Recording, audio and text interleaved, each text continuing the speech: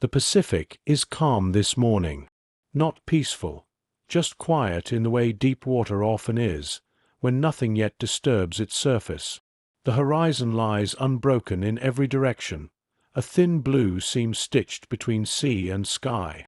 There are no coastlines here, no cities, no landmarks to hold on to, only distance, measured not in miles, but in hours, fuel, and uncertainty.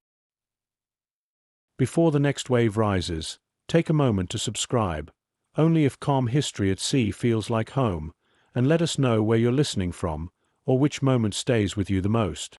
You're listening to Echoes of War.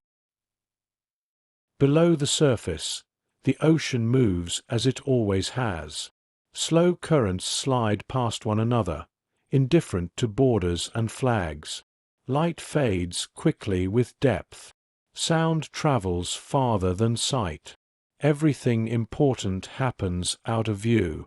Far above, the air is already warming. The sun climbs, pale and unhurried, casting long reflections across steel decks that seem too small for the emptiness around them. Aircraft carriers ride low in the water, their hulls dark against the glare. They are islands of human intention drifting in a space that does not belong to them. Deck crews move quietly, checking cables, folding wings, wiping salt from metal that will soon be tested. Engines are still. Propellers do not turn. The sky has not yet decided what it will allow. There is a sense of waiting here, not the nervous kind, but the heavy, suspended kind that settles in before something irreversible begins. The ocean does not announce what it knows. It simply holds it.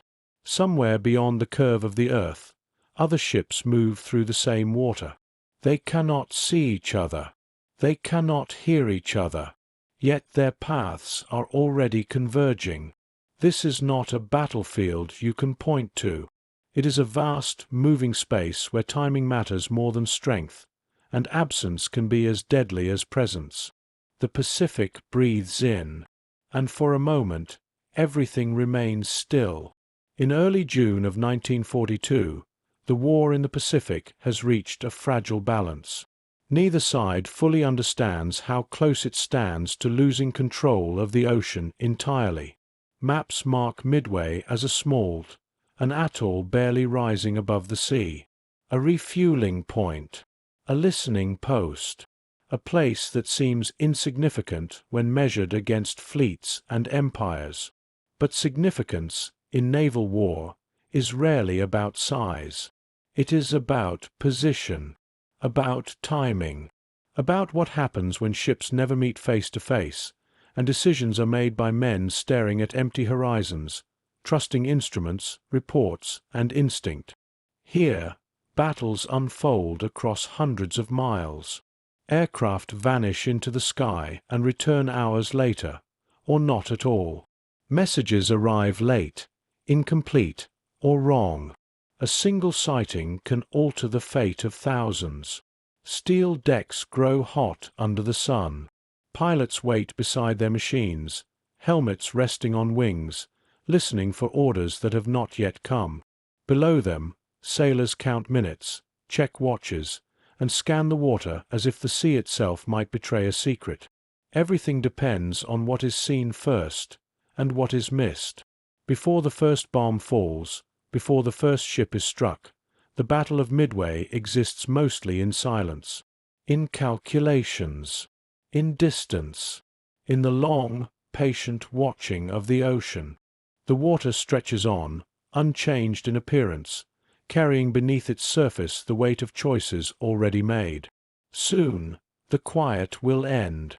But for now, the Pacific waits. The logic of the trap. The plan begins far from Midway, in rooms where the air is still and the maps are already worn soft at the edges. Japan's naval leadership does not see the Pacific as empty space. They see it as a board, vast, yes, but structured by distances, fuel limits, and timing.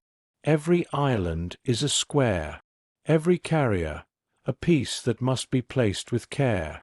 Since Pearl Harbor, the Imperial Navy has moved with confidence. Victories have come quickly. Enemy fleets have retreated. The ocean has seemed wide enough to absorb risk. But confidence carries its own momentum. Admiral Yamamoto believes the war must be decided soon, before American industry can fully awaken.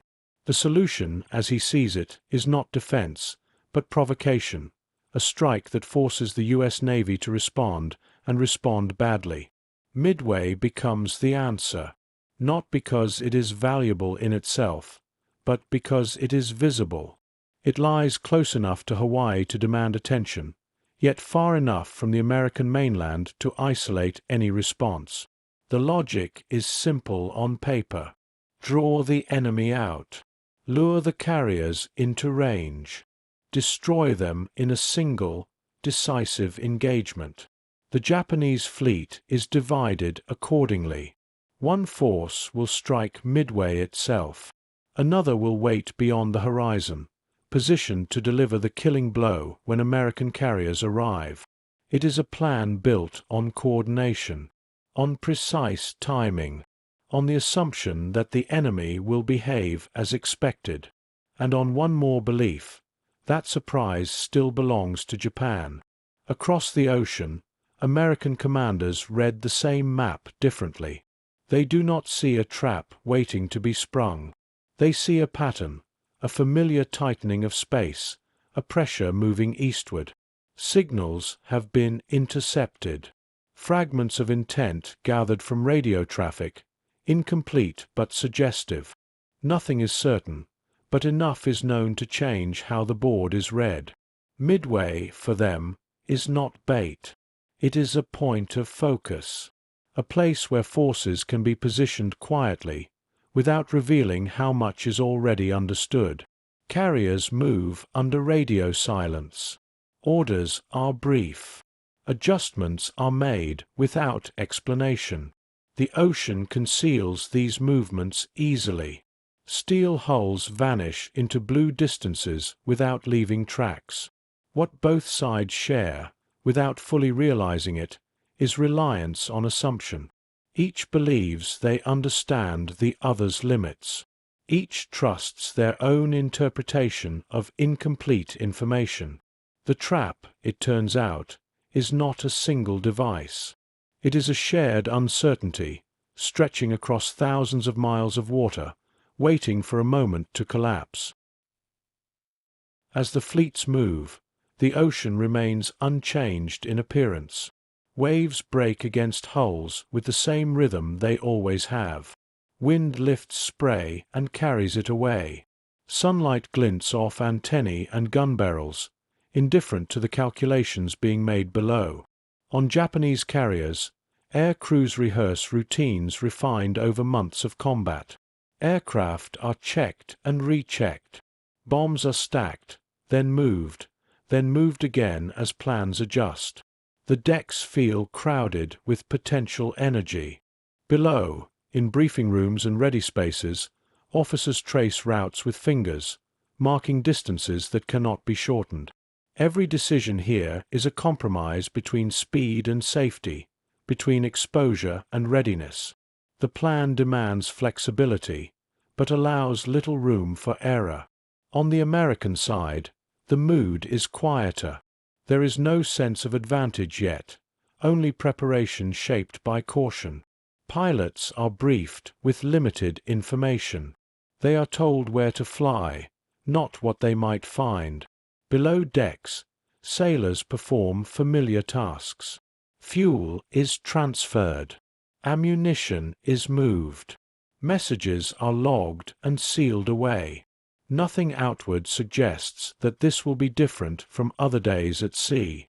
Yet beneath the routine runs a thin current of tension. Not fear, exactly. More the awareness that decisions are being made far beyond the reach of any single person aboard.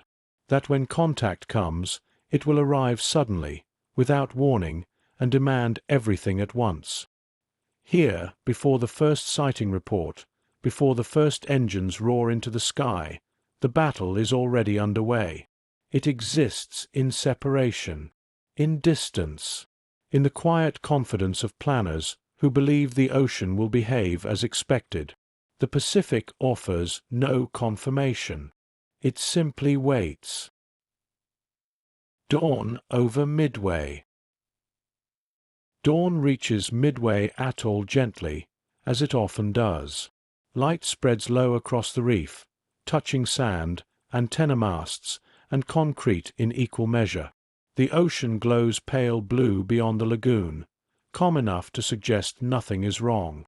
The island is already awake. Generators hum steadily. Boots cross coral paths worn smooth by repetition. Coffee is poured into chipped mugs and swallowed without ceremony. There is no drama here, only routine shaped by isolation. Midway is small. Everything feels exposed. There is nowhere to disappear into, nowhere to retreat when the horizon becomes important. Along the shoreline, lookout posts scan the water with binoculars that have learned the shape of emptiness. The sea offers nothing back. It never does, until it does. At the radar station, the room is dim even as the sun rises. Dials glow softly. A screen pulses with a slow, patient sweep. Operators sit forward, elbows close, eyes trained not on what is, but on what might appear. The machine listens farther than any human eye can see. Outside, aircraft sit lined up on rough runways, wings folded and waiting. Some are already fueled. Others still sleep under canvas covers streaked with salt and dust. Ground crews move between them quietly, checking tires, tightening bolts, wiping moisture from glass. There is a sense of expectancy here, not excitement, not fear, but attention. The kind that settles in when repetition breaks just enough to suggest that today may not unfold like yesterday. On the beach, waves slide in and retreat again, leaving patterns that vanish almost immediately. The ocean gives nothing away. It never marks what it knows. Men glance at the sky more often than necessary. They check watches without learning anything new. Time feels suspended, stretched thin between habit and interruption. Radar operators lean closer to their screens. Lookouts adjust their stance. Engines remain silent. The island holds its breath, not because it understands what is coming, but because everything here has learned to wait. And somewhere beyond the edge of sight, the distance between waiting and knowing is already shrinking. The first contact arrives quietly. At the radar station, a shape forms where there should be none. It is faint at first, a hesitation in the sweep, easy to dismiss as interference. The operator watches it return, steady enough to demand attention. Numbers are called out. Bearings. Distance. Height guessed, not known. The room tightens without raising its voice. Messages move quickly now, carried by routine rather than urgency. Phones ring once, twice. Pencils mark maps already crowded with possibilities. No one says attack yet. No one needs to. Across the island, the effect is subtle but immediate. Lookouts adjust their binoculars upward. Conversations end mid-sentence. Ground crews pause, then resume their work with sharper focus. Canvas covers are pulled back.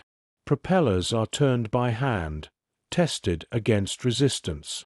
The sky remains clear, empty. Orders arrive without explanation. Aircraft are armed with what is available. Bombs meant for ships are swapped for those meant for land, then swapped back again. Decisions are made with imperfect information, under a sun that has barely cleared the horizon. There is no time for certainty here. Pilots gather near their planes, helmets under arms, listening to briefings that last only minutes. Routes are traced quickly. Fuel limits are emphasized. Return is mentioned without guarantee. Engines cough, then catch. One by one, aircraft come alive, their noise spilling across the island and out over the lagoon. The stillness breaks, not violently, but completely. As planes lift off, they pass low over the water, shadows sliding across the reef before vanishing toward the open sea. Those left behind watch until there is nothing left to see. The radar screen continues its slow rotation. More shapes appear now. Closer, clearer, no longer in doubt. The waiting ends without ceremony. What comes next will unfold too fast for reflection. But for this brief stretch of morning, between the first signal and the first impact, Midway exists in a narrow space where awareness arrives before destruction. The island does not move. It does not resist. It simply stands exposed beneath the widening sky. And far above the calm surface of the Pacific, paths that have never crossed before begin to converge. Carriers beyond the horizon. Beyond the reach of the island's radar, the carriers move through open water with their own quiet discipline. The sea here looks no different than it did at dawn. Long swells, pale reflections, nothing to mark importance. Distance hides everything. It always has. On the flight decks, work resumes in cycles. Aircraft are brought up from hangars one by one, their wings unfolded carefully, as if the motion itself needs permission. Chocks are set. Lines are checked. Nothing is rushed, but nothing pauses for long. The deckhands move with practiced economy. Each task is small on its own. Together, they hold the deck in balance. Bombs are rolled into position and then pulled back again. Orders change. Loadouts are reconsidered. What was meant for ships becomes meant for land, and then uncertain once more. The metal waits patiently on its carts, indifferent to purpose. Fuel hoses snake across the deck, lifted and lowered, connected and disconnected. A man wipes his hands on a rag already dark with oil and salt. Another marks a clipboard, then glances toward the sky, not looking for aircraft, but for time. Below deck, engines are tested. The sound rises through steel and fades again. It is not the roar of launch yet, only the reminder that power is ready when summoned. Pilots wait nearby, close enough to hear the work, far enough to stay out of it. Helmets rest on wings. Goggles hang loose. Conversation is minimal. There is nothing useful to say while waiting shares the space. The carriers maintain radio silence. They move unseen, trusting that separation is protection. The horizon offers no confirmation either way. What matters now is readiness, the ability to respond when uncertainty becomes instruction. The deck feels crowded, not with people, but with possibility. Every inch is spoken for. Every movement has consequence. Once the launch cycle begins, there will be no room left for correction. Hands continue to work. Metal warms under the sun. The sea rolls on, unbroken. Somewhere ahead, aircraft will soon rise into a sky that looks calm enough to accept them. For now, the carriers hold steady beyond the horizon, doing what they can with the time they have been given. Orders arrive without flourish. They are brief, practical, stripped of anything that might suggest consequence. Bearings, headings, fuel limits. Return times stated as if they are expectations, not hopes. On the flight deck, the rhythm tightens. Engines start one by one, their sound layering into something heavier than noise. The deck crew steps back in practiced unison, hands raised, eyes fixed on spinning propellers that turn air into force. Among the pilots moving toward their aircraft are men assigned to fly low. Very low. Their planes carry torpedoes slung beneath narrow frames, weapons designed for ships that may never appear where expected. They do not climb quickly. They are not meant to. Their work begins far from spectacle, over open water that offers no cover and no witnesses. The sea will be close enough to touch for most of the flight. As engines warm, a pilot adjusts his straps, then checks his fuel gauge again. The number does not change. It will only move in one direction from here. A deckhand gives a final signal. Another pulls chocks clear. The aircraft lurches forward, gathers speed, and lifts, not into the open sky, but into a narrow corridor between air and sea. One by one, the torpedo planes follow, settling low, their shadows briefly skimming the water before stretching into nothing. Those left behind watch until there is nothing left to see. Then they return to the deck, already preparing for the next cycle. Out there, the pilots fly on instruments and instinct. The horizon remains empty. Radio silence stretches. Fuel ticks down in small, measurable increments. There is time to think during this kind of flight. Too much time, perhaps. Enough for doubt to form and dissolve, replaced by focus on altitude, speed, and the thin line of water passing beneath the wings. The carriers behind them recede into abstraction. Ahead, nothing yet announces itself as destination. This is the nature of distance in naval war. Hours of motion without contact. Commitment made long before certainty arrives. The torpedo planes continue forward, low and exposed, carrying not momentum, but intention. Above them, the sky remains wide and untroubled. For now. The shape of the sky. Chapter 4, Part A. As morning advances, the sky begins to divide itself. At higher altitude, the air is cooler and steadier. Visibility stretches farther. The curvature of the earth becomes perceptible not as shape, but as absence, a horizon that feels more distant than it looks. Here, aircraft climb with intention. Engines strain briefly, then settle. The sea below loses texture, becoming a single, moving surface without detail. From this height, the ocean appears manageable. Pilots flying high rely on sight and timing. They search for shadows that do not belong to clouds, for lines that break the pattern of water, for movement that suggests structure rather than chance. Navigation feels cleaner here. Bearings align. Formations hold. The distance between aircraft can be measured and corrected. Far below, none of this is visible. Low over the water, the torpedo planes experience a different sky entirely.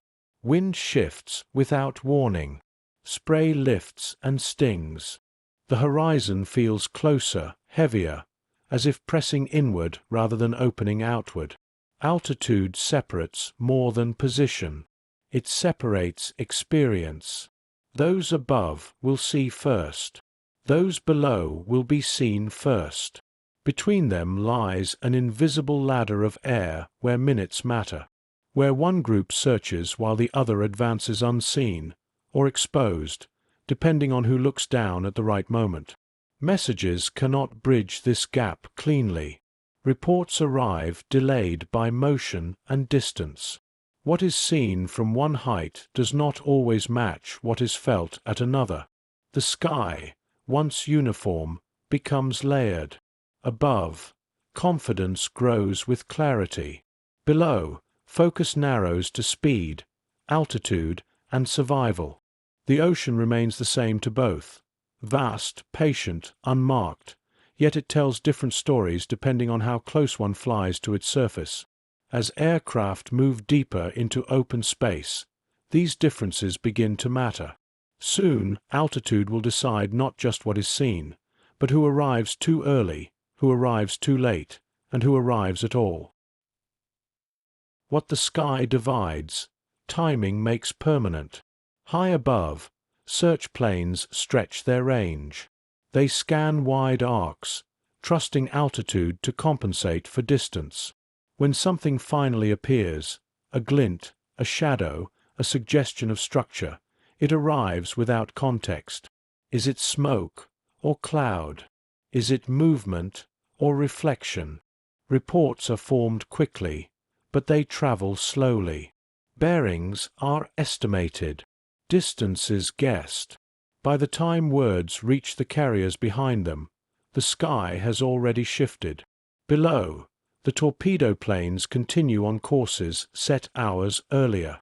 They do not know what has been seen above them, or whether anything has been seen at all. Their world remains narrow and physical, speed held steady, altitude kept low, fuel quietly diminishing. The gap between heights becomes a gap in knowledge. Above, aircraft begin to adjust. Courses bend slightly. Formations tighten or spread, responding to partial information that feels urgent precisely because it is incomplete. Below, there is no adjustment yet, only continuation. This is where misalignment takes shape, not as error, but as separation. Each group moves with logic that makes sense in isolation. Together, they drift out of sync. Minutes pass. Then more. The sea below reflects the sky without comment. No sign marks where paths should have crossed. Eventually, the high-altitude aircraft turn toward what they believe is contact. Their engines respond. The sky opens ahead of them, wide and expectant. The torpedo planes remain unseen from above. Their low profiles blend into the water's surface. They advance without cover, without confirmation, committed now by distance alone. What follows will depend on which altitude reaches the enemy first, and on whether those who arrive later will find anything left to strike. The sky has finished dividing the day. From here on, it will begin to decide it. Searching empty water. The longest part of the battle passes without contact. Aircraft move across wide arcs of ocean that refuse to offer confirmation.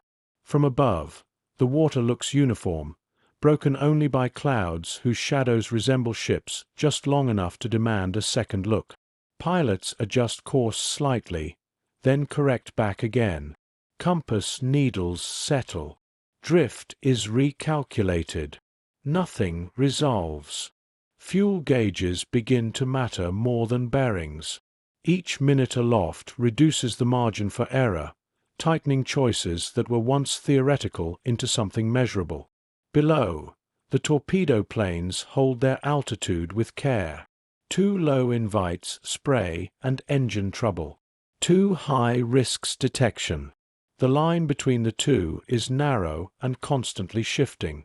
The sea offers no landmarks, only motion. In the absence of targets, attention turns inward. Instruments are checked again. Hands rest on controls that feel heavier than before. Conversation, where it exists at all, stays clipped and practical. There is no sense yet that something has gone wrong, only the awareness that time is being spent without result. Above them, search aircraft continue to widen their sweeps. They push outward, trusting that patience will eventually be rewarded. Distance accumulates quietly, unnoticed until it cannot be reclaimed. Reports arrive sporadically. Some contradict each other. Others confirm nothing at all. The carriers receiving them must decide whether to wait or act, knowing that either choice consumes fuel and opportunity. The ocean absorbs all this effort without response. Hours stretch thin. The sky remains open. The water remains empty. This is the unseen weight of naval warfare, the cost of searching where nothing appears, and the quiet erosion of advantage that comes with every mile flown without contact. By the time something finally breaks the pattern, it will do so suddenly, and by then, many decisions will already be irreversible. The sighting comes without clarity. A search aircraft breaks radio silence with a message that feels both urgent and unfinished. Shapes have been seen. Movement where none should be. The report is brief, stripped of detail by distance and motion. Numbers follow. Bearings. Approximate speed. No composition. No confirmation of carriers. It is enough to end waiting. On the carriers, officers gather around maps already marked with guesses. The new information does not resolve uncertainty, it sharpens it. Decisions must be made now, using fragments that may already be outdated. Orders shift. Aircraft being prepared for one purpose are redirected toward another. Bombs are swapped again. Fuel calculations are redone quickly, under pressure that no one names out loud. Flight deck hands respond without pause. Carts roll. Cranes swing. Hands move faster now, not because panic has arrived, but because time has begun to close. Pilots are called back to briefings already in progress. Routes are adjusted mid-sentence. The sky ahead is described in terms that feel conditional rather than certain. Below the horizon, the torpedo planes continue forward, unaware that confirmation has finally reached those behind them. Their fuel has already dropped past the point where easy return is possible. They fly on. Above, dive bombers climb and turn toward the reported position. Their altitude gives them reach, but also delay. They will arrive later, if they arrive at all. The battle begins to compress. Paths that once ran parallel start bending inward, drawn together by information that has traveled too slowly to coordinate them cleanly. What follows will not unfold as a single, unified strike. It will arrive in pieces.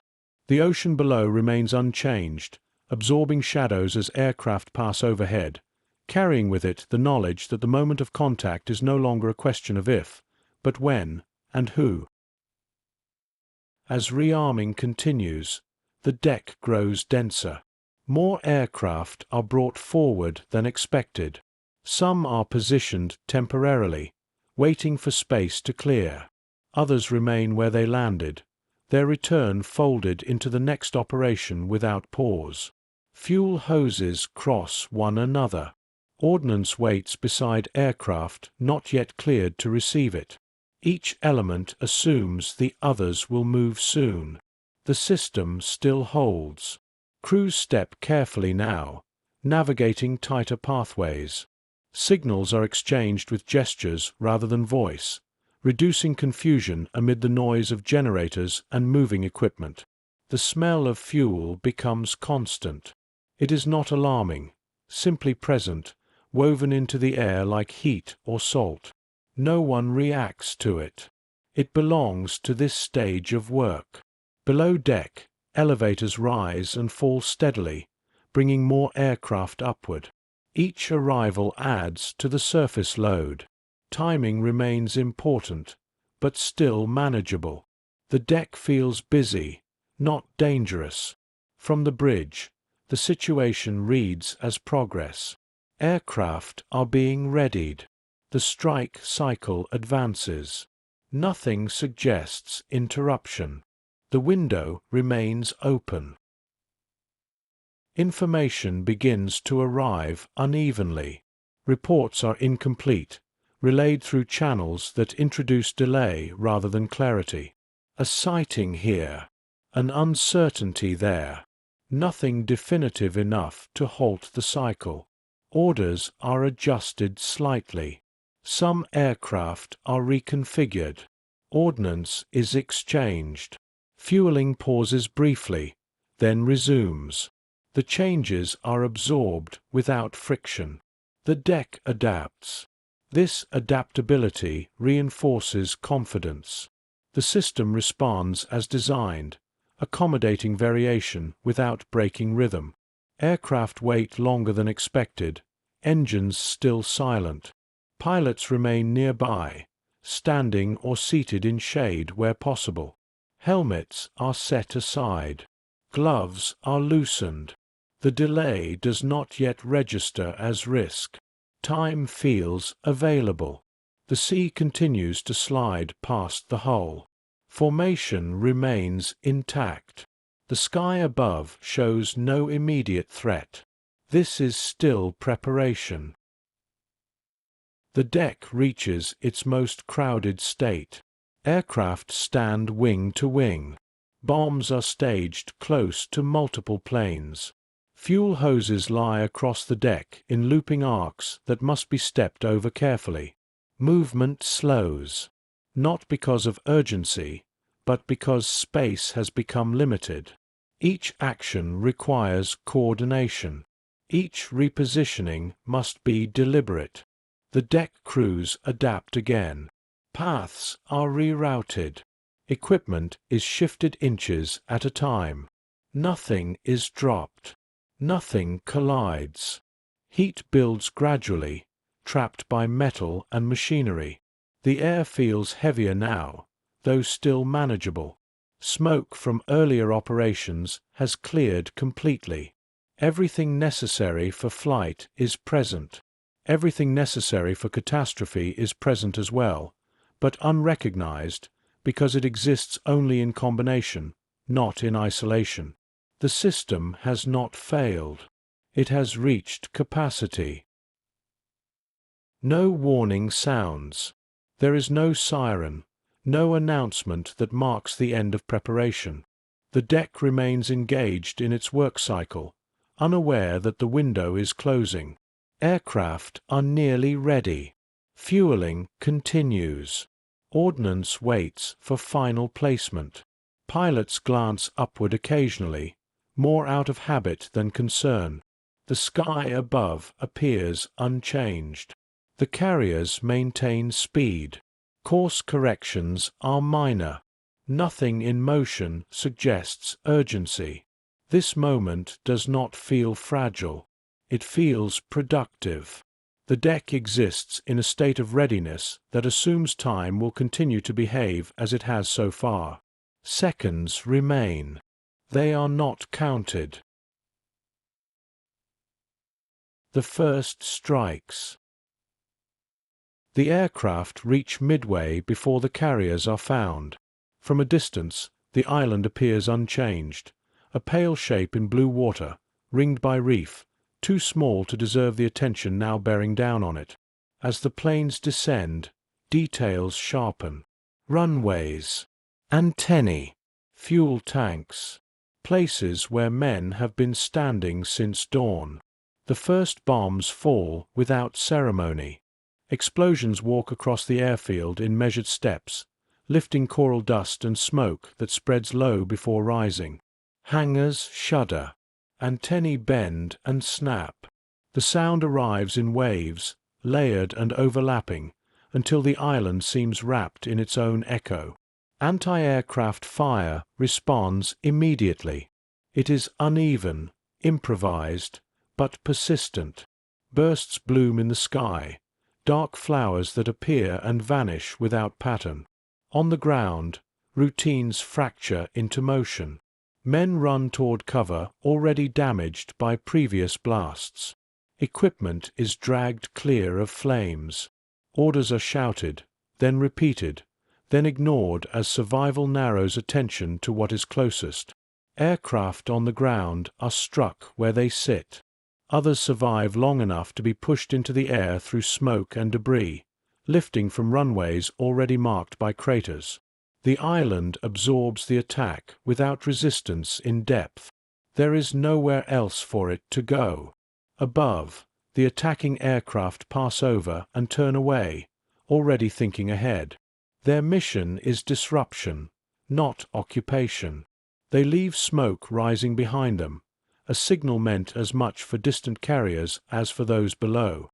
Midway burns, but it does not fall silent. Radar stations continue to function where they can. Lookouts remain at their posts, eyes stinging, vision blurred by haze.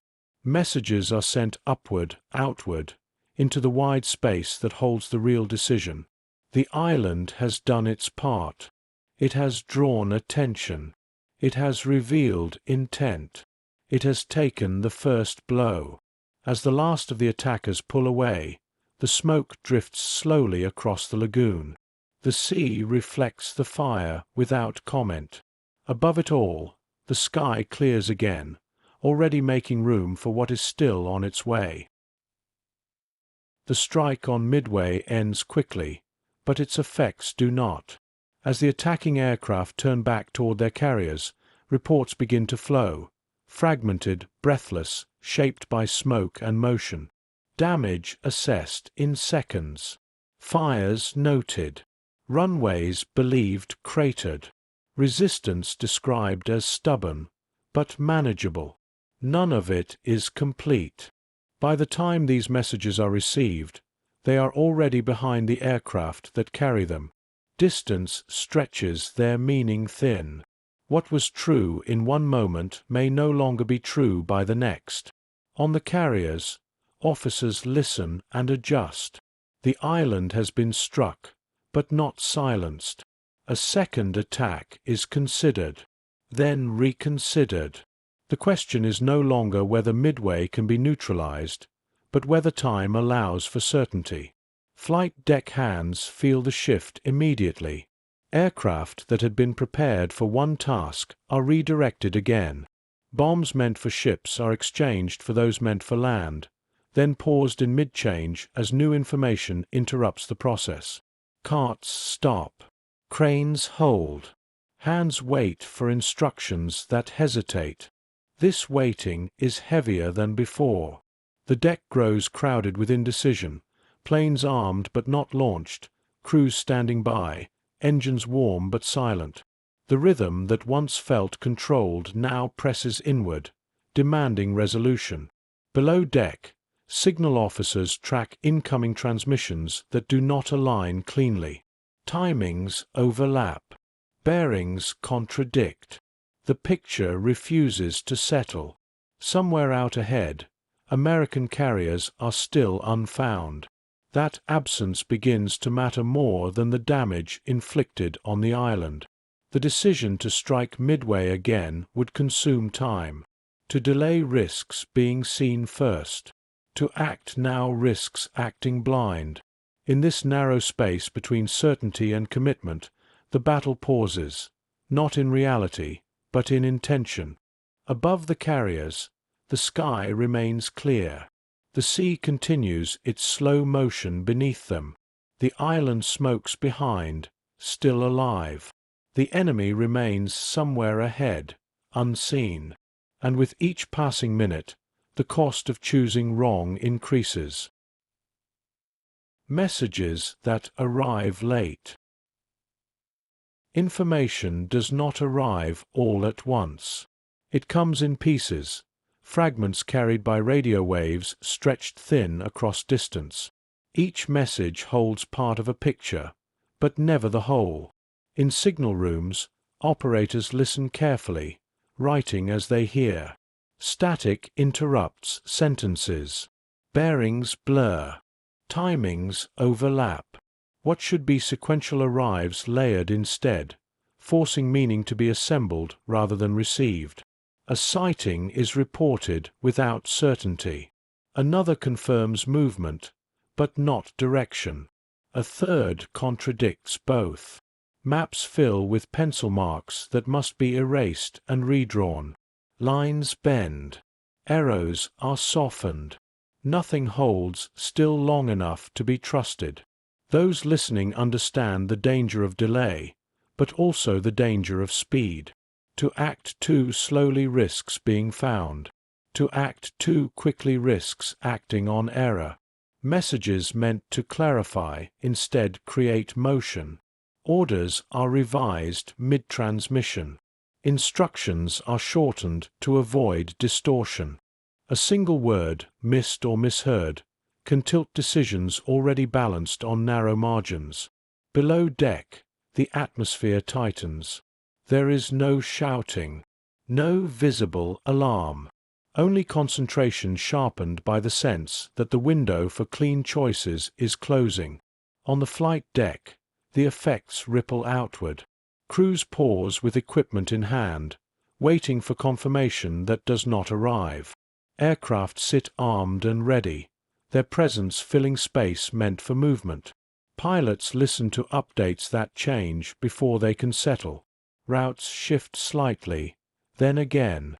Fuel limits are recalculated, each adjustment reducing flexibility. Somewhere beyond the horizon, events continue to unfold without regard for these delays. Aircraft already in the air move closer to contact. Others remain grounded, waiting for clarity that will come too late to guide them cleanly. This is how misalignment becomes momentum, not through error alone, but through the accumulation of small delays that no one can see all at once.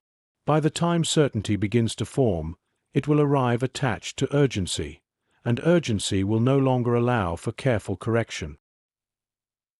At low altitude, the air behaves differently. It presses harder against the aircraft, thicker, less forgiving. Control inputs register immediately. There is no delay between correction and consequence. The plane exists in constant conversation with the water beneath it. Spray rises intermittently from the surface, lifted by speed and proximity. It flashes briefly against the canopy, then disappears. The sea feels close enough to touch, not visually, but spatially, as if one mistake would close the distance entirely. Engines are tuned for endurance, not speed. Their sound settles into a steady note that becomes part of the pilot's awareness, neither loud nor quiet, simply present. Any change in pitch would stand out immediately. Flying this low demands attention without intensity. Eyes stay forward. Hands remain light on the controls. Feet adjust constantly, almost unconsciously. The aircraft does not want to climb. It wants to remain here, close to the surface where detection is less likely and escape routes fewer. There is no view from this height, only water and sky, meeting at a line that rarely changes. Clouds feel distant and irrelevant. The world compresses into a narrow band of visibility measured in seconds rather than miles. Fuel matters more here. Every minute spent searching at low altitude carries cost. The aircraft burns fuel faster than it would higher up, but climbing would expose it. The trade-off is accepted without discussion. The pilots do not know where the dive bombers are. They do not know if fighter cover will arrive. What they know is that the approach continues, and that distance already flown cannot be reclaimed. From this height, the enemy fleet, when it finally appears, will not arrive gradually. It will emerge suddenly, close enough that decisions must be immediate. The torpedo planes move on, committed to a path shaped by altitude alone. On the carrier decks, work resumes with precision. Aircraft are rolled into position carefully, wings folded or extended according to space. Bomb carts move along familiar paths. Fuel hoses are laid out methodically, avoiding tangles that could delay the next phase. Nothing here feels hurried. The crews have done this many times before. Each task follows a practiced sequence, refined through repetition rather than urgency. Orders arrive clearly and are carried out without debate. Engines remain off. Propellers are still. The deck is crowded, but organized. Aircraft sit close together, positioned to maximize efficiency.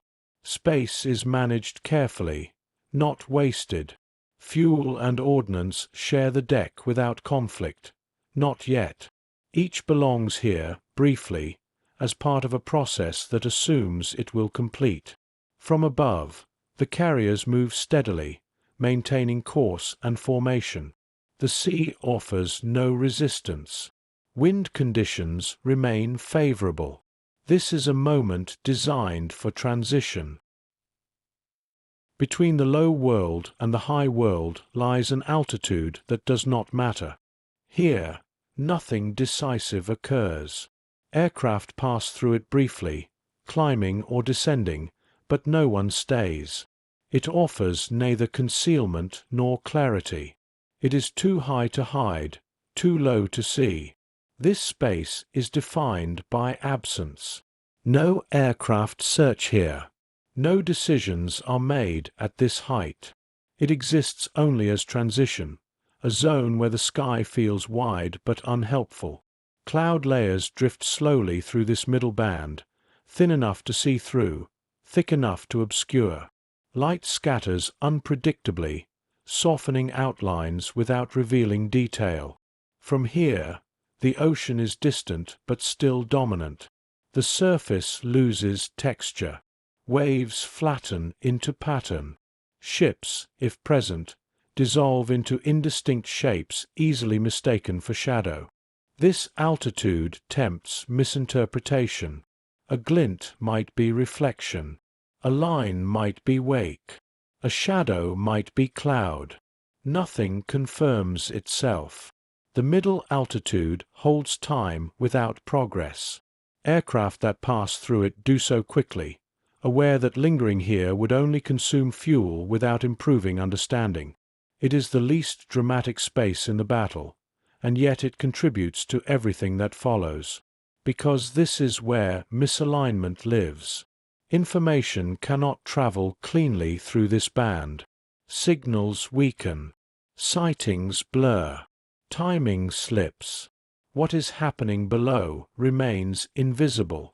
What is happening above remains delayed. The middle holds neither truth nor safety. It holds only distance. Above the clouds, the air thins. Engines work differently here, laboring against altitude rather than proximity. Control becomes lighter, less resistant.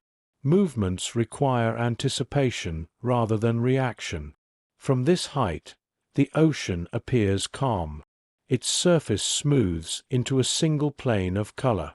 The violence below, spray, fire, motion, does not register yet. Smoke, if present, is thin enough to resemble weather. The view is expansive. Search arcs widen naturally.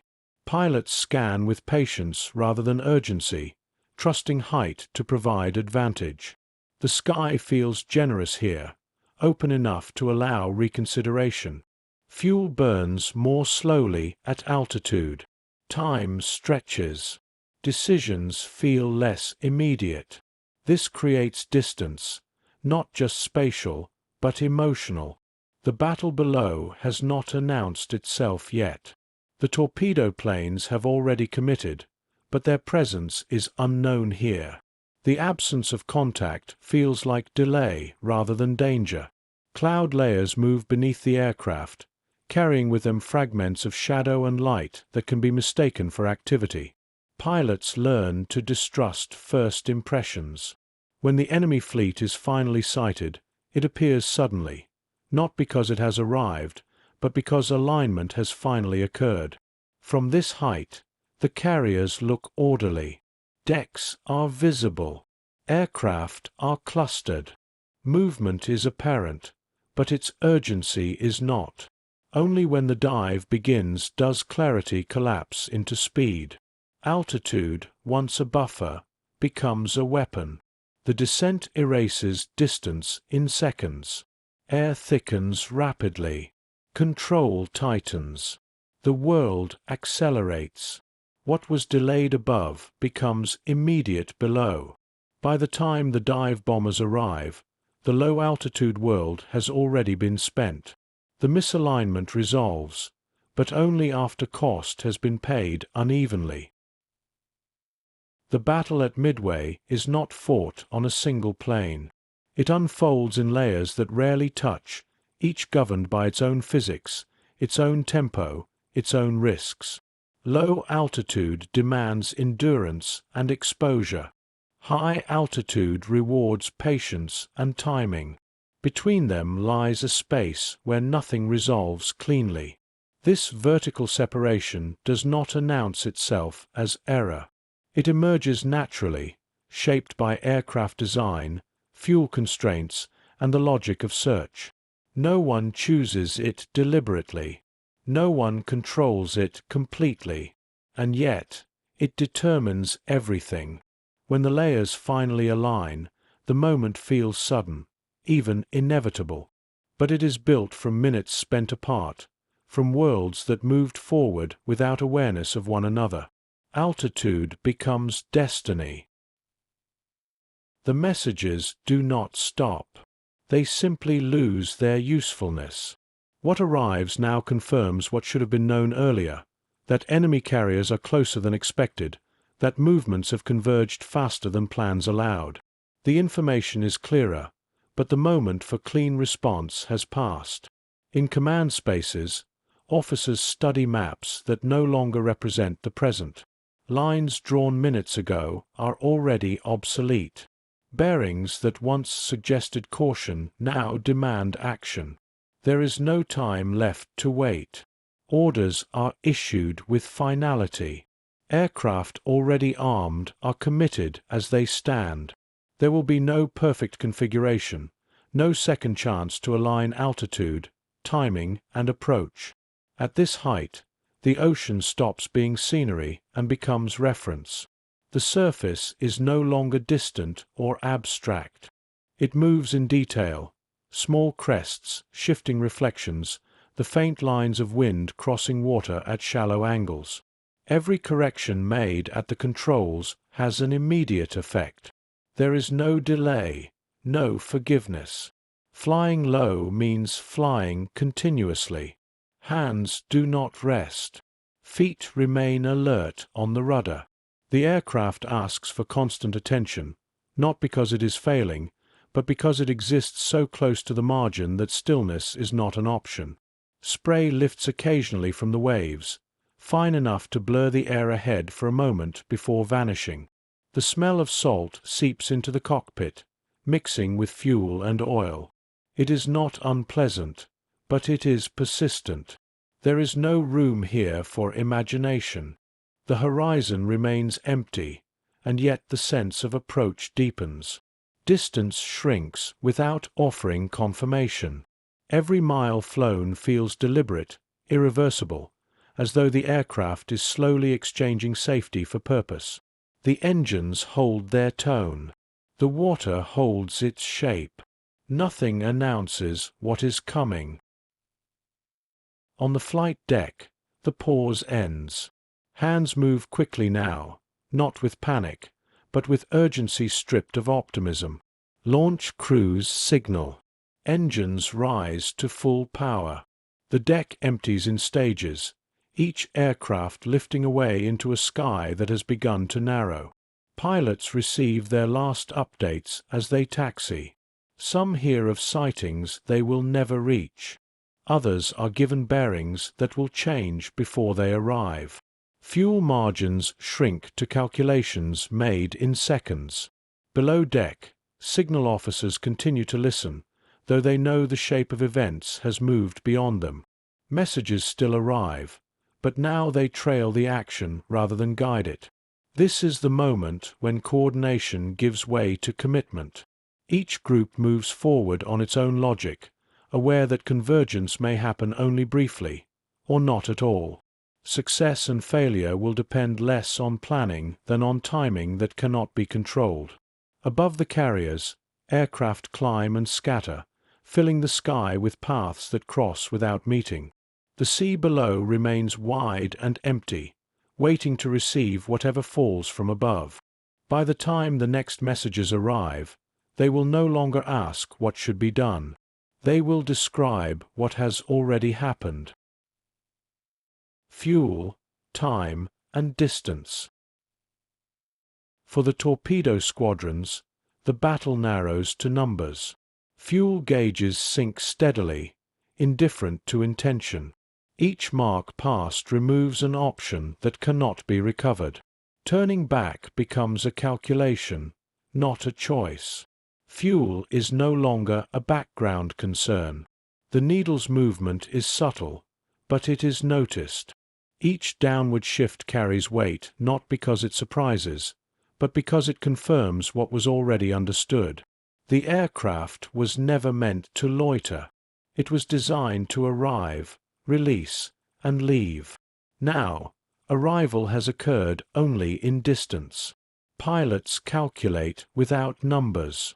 The margin is felt rather than measured, in how long the engine can be pushed, in how much reserve remains if the return is not direct, in how many minutes can still be spent searching before turning back becomes theoretical rather than practical.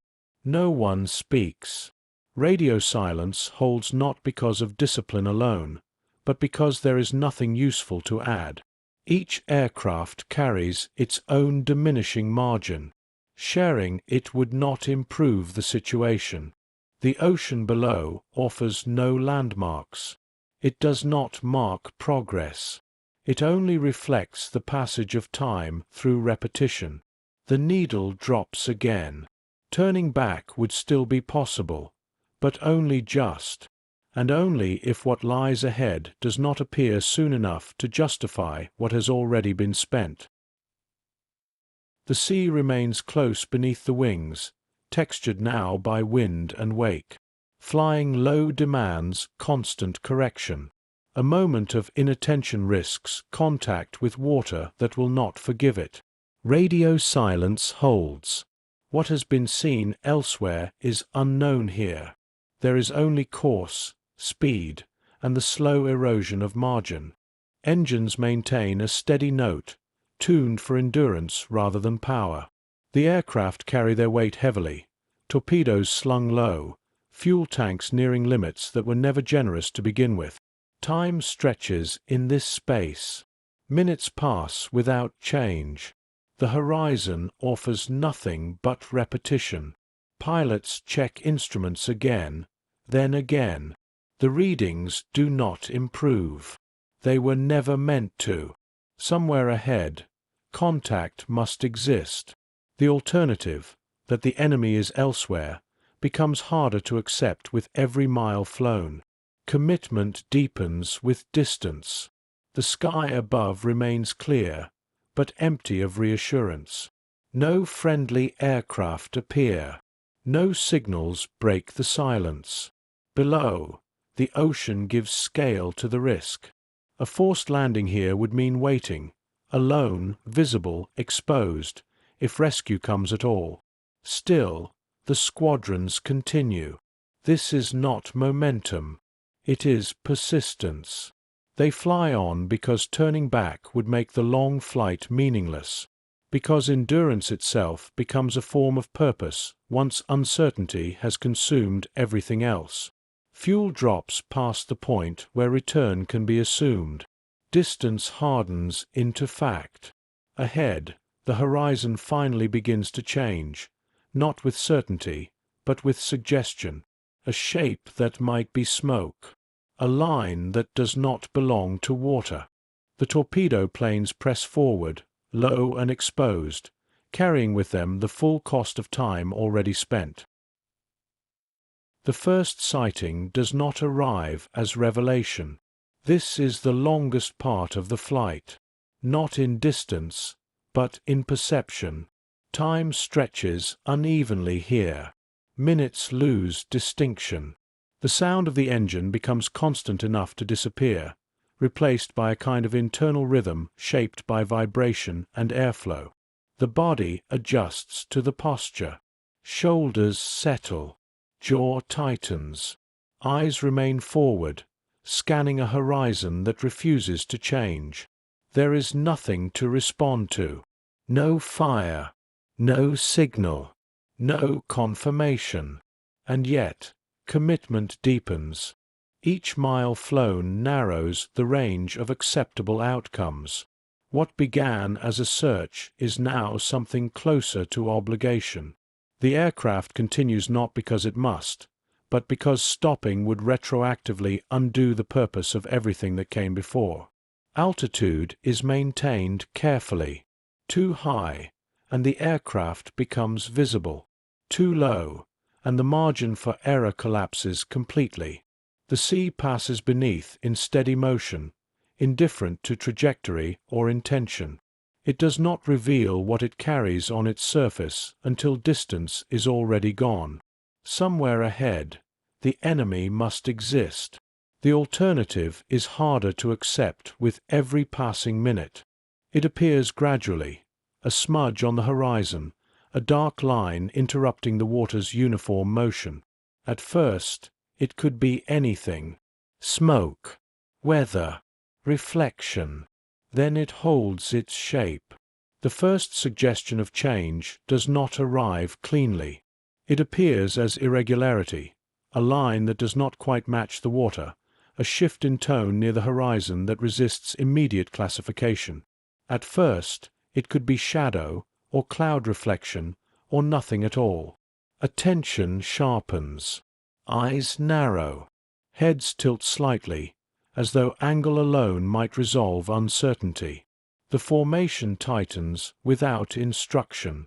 Aircraft drift closer together, instinctively reducing space as if proximity might compensate for what remains unknown. Engines maintain speed. No one accelerates yet. Doing so would spend fuel without confirmation. The horizon holds its silence. Then, gradually, shape replaces suggestion. Vertical elements interrupt the line of water. Movement becomes distinguishable from reflection. What has been searched for finally allows itself to be seen, not dramatically, not suddenly, but with the inevitability of something that has been waiting to be noticed. There is no relief in the sighting, only clarity. As the torpedo planes draw closer, structure emerges. Hulls, wakes, the unmistakable geometry of ships moving with purpose. There is no time to announce what has been found. No altitude to spare for signals. The radio remains silent, not by rule now, but by necessity. The formation tightens instinctively. Aircraft settle lower, skimming the surface. Speed increases slightly, enough to feel the strain in engines already near their limits. Anti-aircraft fire begins before the ships are fully resolved. Tracers reach outward, stitching lines through air that moments ago felt empty. Water erupts in short, violent bursts beneath the wings. The sky contracts. Planes break formation, then reform lower still, each pilot choosing a path that offers seconds rather than safety. The distance to release point collapses quickly, measured now in heartbeats rather than miles. Above them, nothing intervenes. No cover arrives from altitude. No diversion draws fire away. The torpedo squadrons have reached contact alone. Torpedoes are released at ranges that feel both too far and too close. Aircraft pull away hard, engines pushed beyond comfort. Some do not pull away at all. Once seen, the distance feels wrong. Too far for certainty. Too close to turn away. Anti-aircraft fire has not yet begun, but its absence no longer reassures. The ships ahead move with purpose, already responding to something the torpedo squadrons cannot see from this height. There is no time now to question alignment, escort, or timing. Those considerations belong to earlier phases of the battle, already past. What remains is execution. The aircraft descend slightly, pressing closer to the surface. The sea tightens beneath them. Spray rises more frequently now, marking speed and proximity. This is the last moment in which return is theoretically possible. No one takes it. The approach continues, not driven by momentum, but by the quiet recognition that distance has already been converted into commitment. The sea absorbs what falls into it without pause. Wreckage vanishes. Fuel spreads. The horizon closes again. Those who survive turn back along routes that no longer matter. Fuel gauges approach empty. Bearings feel irrelevant. Behind them, the ships continue moving, damaged or intact, their decks already preparing for the next wave. Above, the sky remains wide, still waiting for aircraft that have not yet arrived. The torpedo planes have done their part. They have revealed the enemy, and in doing so, they have spent themselves. Low and slow over open water. For those still in the air, survival becomes procedural. Engines run rougher now, pushed beyond the margins they were designed to tolerate. Gauges hover near empty. The sea below feels closer than before, its surface broken by debris that marks where others did not pull away in time. There is no room left for formation. Aircraft scatter naturally, each pilot following a path shaped by damage, fuel, and instinct rather than plan. Anti-aircraft fire fades as distance opens. The sky loosens its grip. What remains is the long return over water that offers no guidance. Some planes fly on damaged controls. Others trail smoke that thins and disappears. Navigation becomes estimation again, guided by sun position and memory. Below, the ocean carries signs of what has just passed. Oil slicks widening, fragments drifting without direction. The surface closes over them slowly, erasing detail. The absence of friendly aircraft is notable now. The sky that felt empty earlier feels expectant instead, as if something has been delayed rather than denied. Those still airborne do not know what has followed them.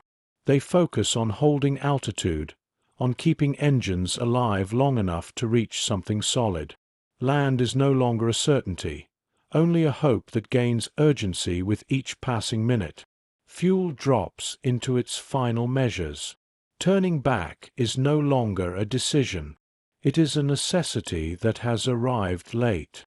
Some aircraft disappear quietly, settling into the water beyond sight of anyone else.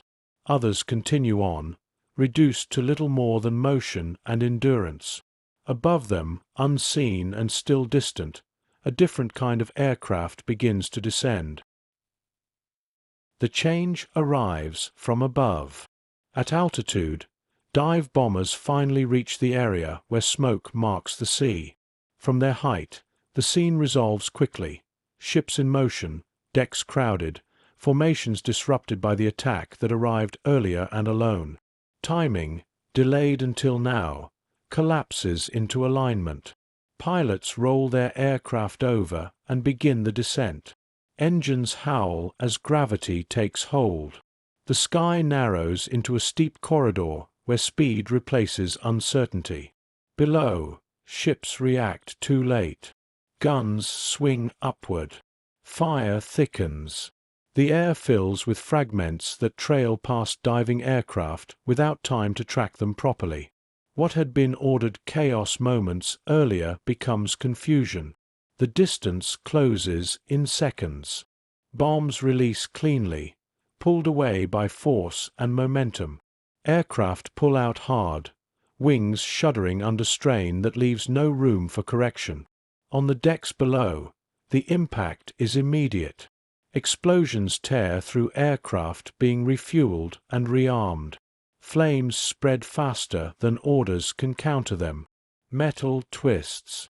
Smoke thickens, turning clear morning into a ceiling of black and grey. The deck crews, moments ago preparing for another launch, scatter into emergency routines they know too well. Fire hoses uncoil. Ammunition is shoved overboard. Hands move without waiting for instruction. The carriers lose coherence almost at once. What had been balanced systems become unstable spaces where every second compounds damage. Aircraft meant to fly become obstacles. Fuel ignites where it pools. Above, the dive bombers climb away, leaving behind a scene that no longer requires their presence.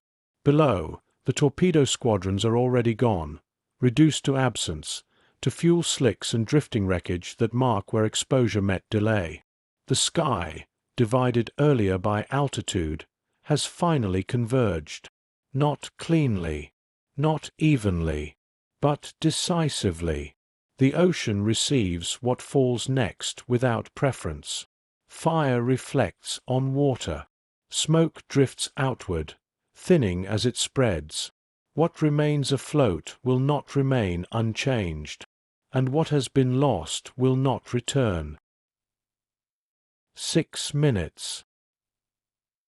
The turning of the battle fits into a narrow span of time. It is not marked by a single blow, but by accumulation, a sequence of impacts so closely spaced that separation becomes meaningless. What matters is not order, but overlap. On the damaged carriers, fire spreads faster than coordination can contain it. Flames find fuel lines. Heat ignites aircraft that have nowhere to move. Smoke thickens, reducing visibility to shapes and motion. Deck crews work against instinct now, running toward danger rather than away from it. Hoses are dragged across metal already too hot to touch. Ammunition is forced overboard by hand. Orders dissolve into gesture. The decks tilt slightly as damage accumulates. Balance becomes something to be managed, not assumed. Below deck, compartments fill with smoke and heat. Systems designed to function independently fail together. Ventilation carries fire where it was never meant to go. There is no pause for assessment. Each moment demands response before understanding can catch up. Aircraft still airborne search for places to land that no longer exist. Signals meant to guide them are lost in the noise. Decisions are made in seconds that will not allow for revision. The sea around the ships begins to change color. Oil spreads outward, widening with every passing minute. Debris drifts, marking the surface with what has already been lost. From a distance, the scene compresses into something deceptively simple: ships burning in open water. Up close, it is fractured and relentless. This is where planning ends. The change does not announce itself. There is no clear signal that marks the beginning of what will later be counted as decisive. Orders are still being given. Engines are still running. Deck crews are still performing tasks that made sense moments earlier. What shifts first is coordination. Messages arrive out of sequence. Information overlaps itself. Decisions are made using partial confirmation and carried forward before they can be corrected. From a distance, nothing appears broken yet. From within, alignment begins to slip. Aircraft return to decks that are no longer ready to receive them. Others circle above, waiting for clearance that cannot arrive fast enough.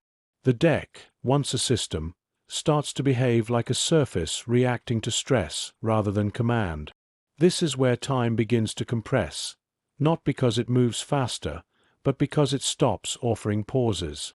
What follows is not maneuver, but endurance measured in minutes that no longer feel distinct. 6 minutes become indistinguishable from the hour that will follow. The first minute is confusion. Fires begin where they were never expected. Fuel ignites in places assumed to be safe. Aircraft meant to launch sit immobilized, blocking paths that must now remain open. Deck crews respond immediately, without waiting for orders. Hoses are dragged into position. Ammunition is pushed away from heat. Men run toward danger with the practiced speed of routine. What cannot be moved is left where it is. The ship absorbs impact unevenly. Shock travels through metal, loosening fittings, dislodging equipment, turning small failures into obstacles. Smoke thickens quickly, not yet overwhelming, but persistent enough to reduce clarity. Signals become harder to read. Gestures replace speech. This minute ends without resolution.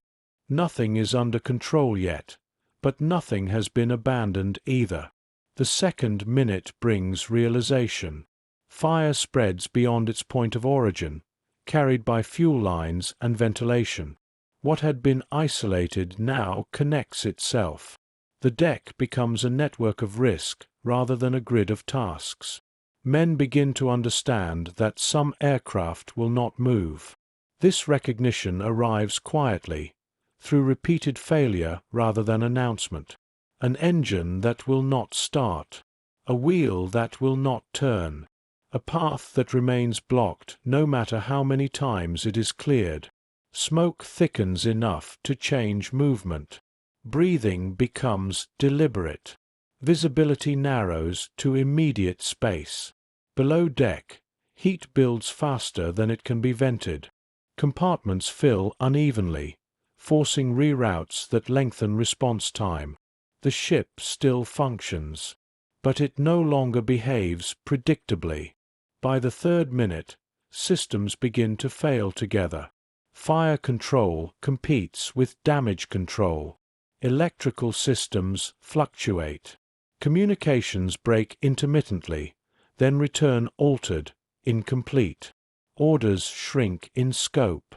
What began as contain the fire becomes hold this section. What was save the aircraft becomes clear the deck. Aircraft are pushed overboard not because they are expendable, but because they are now liabilities. Metal slides into the sea with heavy finality. The deck tilts slightly, not enough to alarm, but enough to require compensation. Movement becomes careful.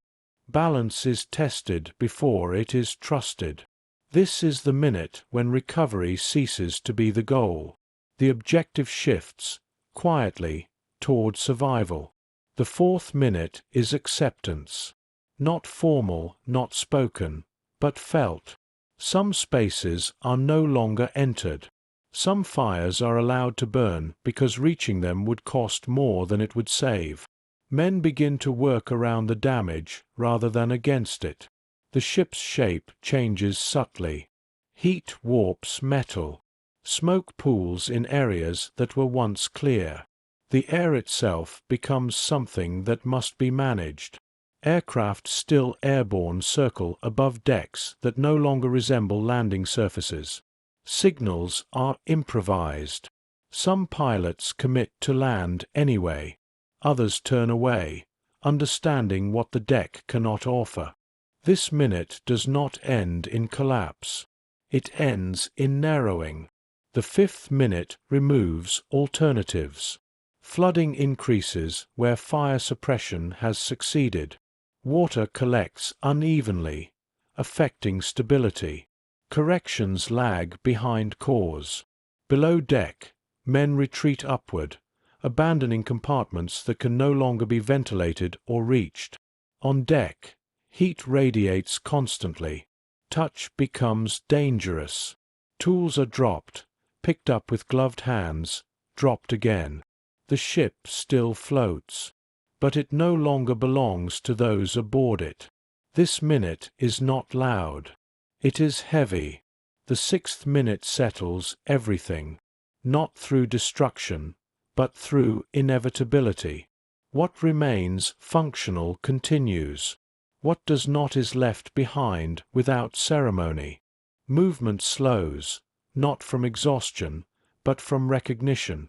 The battle has already moved elsewhere. Here, the outcome is no longer being decided. It is being absorbed. Fire burns where it will. Water rises where it can. Men complete tasks that no longer change direction, only timing. When this minute ends, nothing new begins. The 6 minutes do not conclude with silence. They conclude with continuation, a damaged system still operating, but no longer recoverable.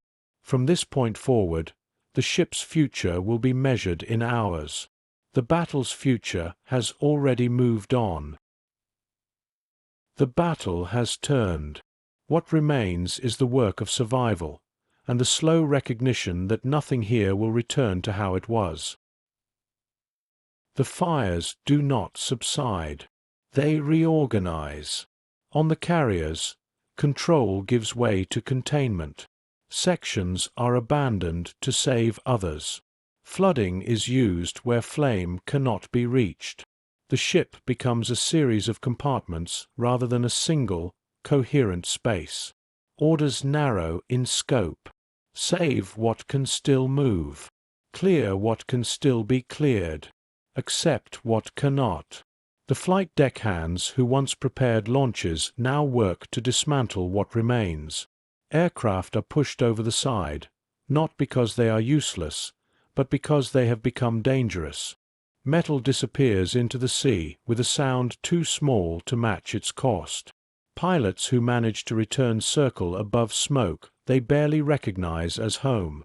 Some land on decks already damaged, guided by signals improvised from urgency. Others turn away, searching for somewhere else to put down, knowing fuel will decide before choice does. Below, waterlines creep higher. Stability calculations replace navigation. The ship's future is measured not in miles, but in minutes before systems fail completely. The sea closes in. Lifeboats are lowered where possible. Rafts are cut loose. Men enter the water carrying nothing but what they can keep afloat.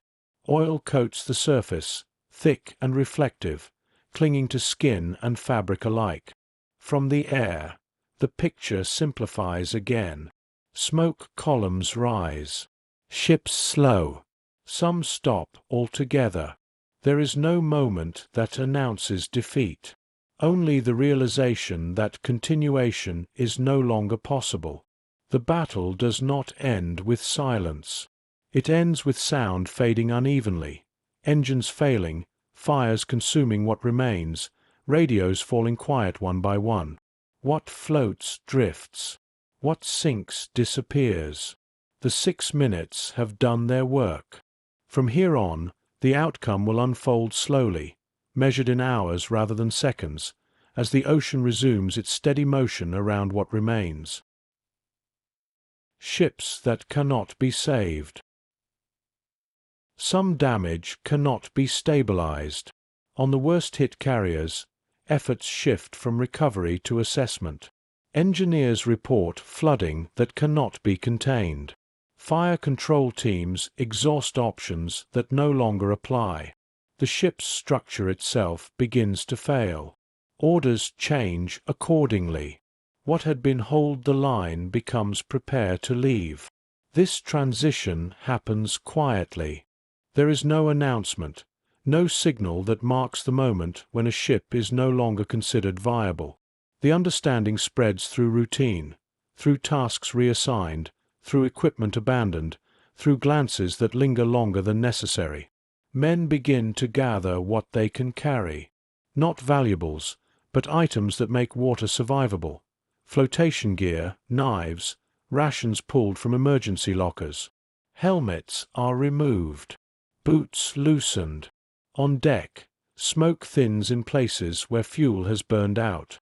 Fire still crackles, but it has lost momentum. What remains is heat and structural damage that cannot be cooled fast enough. The ship slows further. Steering becomes erratic. Power fluctuates. Lists develop that make movement uncertain. Each degree of tilt reshapes how the deck is used. Those still aboard move carefully now, aware that balance is no longer reliable. Handholds are tested before being trusted. Pathways narrow. Lifeboats are lowered where possible. Rafts are cut loose and slide into the water unevenly. The sea receives them with indifference, rising and falling as if nothing has changed. Some men hesitate at the rail, looking back at spaces that had defined their lives for months. Sleeping quarters, mess areas, the familiar geometry of corridors now warped by damage. Leaving is not fear. It is recognition. The ship has crossed a threshold where effort no longer improves outcome. Around it, The ocean waits. The act of leaving is uneven. Some step down ladders into rafts already crowded. Others jump when decks tilt too far for patience.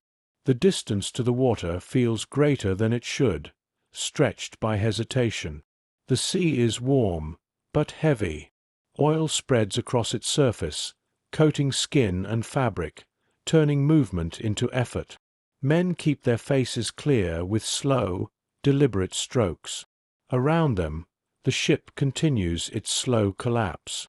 Metal groans as heat weakens structure. Smoke leaks from openings that no longer have purpose. The vessel settles deeper, its outline changing as water claims spaces that once held air. Those in the water drift apart almost immediately. Waves separate rafts. Voices carry briefly, then fade. Survival becomes solitary even when others are near. Some cling to debris, planks, crates, anything buoyant enough to pause sinking.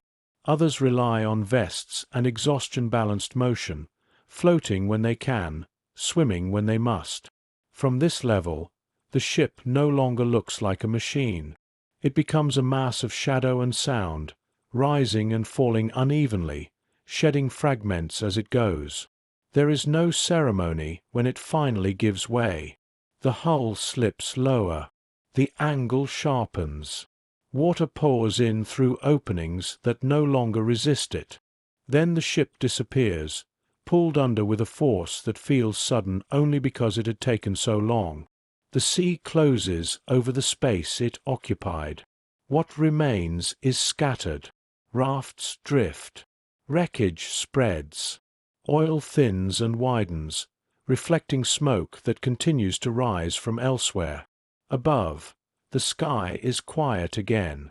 Those still afloat look outward, not for the enemy, but for signs of retrieval. Aircraft, ships, anything that suggests this moment will not last forever. For now, there is only waiting. The battle has moved on. The ocean has not. Survivors and silence. After the noise fades, time reasserts itself. Those afloat settle into positions dictated by fatigue and flotation. Rafts drift without pattern. Debris spreads wider as currents pull gently but persistently. Once afloat, movement becomes optional. Some men swim briefly, testing direction, then stop. The effort costs more than it gains. Floating is easier. Remaining visible feels sufficient. The water holds the body unevenly. Oil coats skin and fabric, changing buoyancy in small but noticeable ways. Life vests rub at the neck. Sleeves cling. Hands emerge blackened, slick, unfamiliar. The sun climbs without urgency. Heat settles in gradually, pressing down rather than burning. Thirst arrives early, announced by dryness rather than pain. Mouths remain closed. Breathing slows.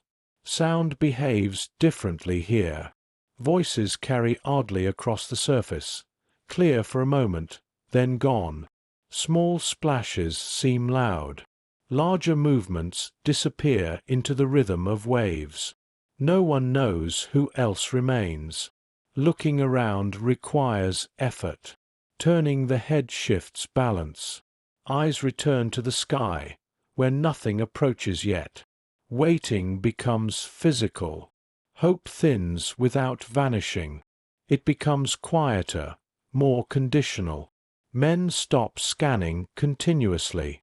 Instead, they listen. For engines, for the rhythm of propellers that would not belong to wind or wave. Every sound is evaluated. Some are dismissed quickly. Others linger longer before being recognized as nothing. The body begins to conserve without instruction. Movements slow further. Speech becomes rare. Attention narrows to immediate sensation. The water cools slightly as the day shifts.